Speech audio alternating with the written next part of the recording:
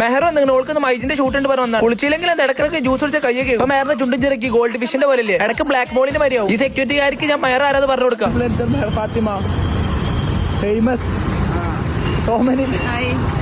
എങ്ങനെയൊക്കെ പറഞ്ഞു മനസ്സിലാക്കി കൊടുത്തു അത്ര. അങ്ങനെ മൈജിനുള്ളിൽ കുറെ ലൈറ്റുള്ള സ്ഥലത്ത് ഞങ്ങൾ കൊണ്ടിരുത്തി. അപ്പാണ് അവിടുന്ന് മെഹറിന്റെ കുഞ്ഞുമ്പോ മെഹറിന് മുട്ട ഉണ്ടാക്കാൻ പഠിപ്പിച്ചെടുക്കുന്നത്.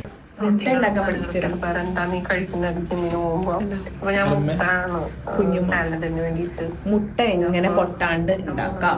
അടുപ്പിലിട്ടാ മതി ആവുമ്പോ പൊട്ടൂരല്ലേ കരിഞ്ഞു പോകും. അങ്ങനെ തകവാടി കഴിഞ്ഞ അവിടുന്ന് നമ്മള് പോകുന്നു. മെഹറിനാണെങ്കിൽ ഓളം പോയി കണ്ണാടി നോക്കിട്ട് ഭയങ്കര ഡൗട്ടുകളാ.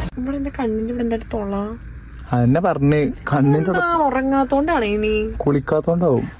കുളിക്കണെങ്കിൽ തലയിലേ തൊള വരെ എവിടെ ഇല്ലല്ലോ. റബ്ബുൽ ആലമീനെ തമ്പുരാനെ ഒരു ദിവസം കഴിഞ്ഞു പോകണമെങ്കിൽ എന്തൊക്കെ കാണും കേൾക്കുമാണ്. അങ്ങനെ തകവാടി ഞങ്ങൾ നേരെ കോഴിക്കോട് ബിസിനസ് പാർക്കിലെത്തി. അവിടെ റിനു ഓളമ്മി നമ്മളെ കാത്തുക്കേനു. ആരെങ്കിലും കണ്ടാ പറയും ചെറുപ്പക്കാരൻ റിനുവിന്റെ അമ്മയെന്ന്. ബിസിനസ് പാർക്കിൽ ഏത് ചെടി കണ്ടിട്ട് റിനുവിന്റെ അമ്മ കരിവേപ്പിന്റെ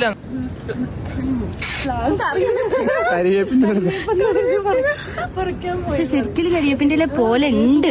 എങ്ങനെ പഠിച്ചേ കാണുന്നവരൊക്കെ മണ്ടന്മാരാ. അത് കഴിഞ്ഞപ്പോ വേറൊരു രാത്രി ചിക്കൻ ആണെന്ന്. ചിക്കൻ പിന്നെ എനിക്ക് രാവിലെ കുക്ക് ചെയ്യാനുള്ളത് ചിക്കൻ. ഇത്രയും ബുദ്ധിയില്ലാത്തൊരു മനുഷ്യൻ എങ്ങനെ പറഞ്ഞ് മനസ്സിലാക്കുന്നു എനിക്ക് തരം മനസ്സിലായിട്ടില്ല. എനിക്ക് കുക്ക് ചെയ്യാനൊരു പൂതി വന്നതല്ലേ. കുഞ്ഞാമ്പ കടർന്നിരിക്കുന്നുണ്ടാവും. അങ്ങനെ വളാഞ്ചേരത്ത് നേരെ എറണാകുളത്തുള്ള ബസ് കയറ്റിട്ട് അപ്പൊ ഓക്കെ പോയി ബാക്കി നാളെ.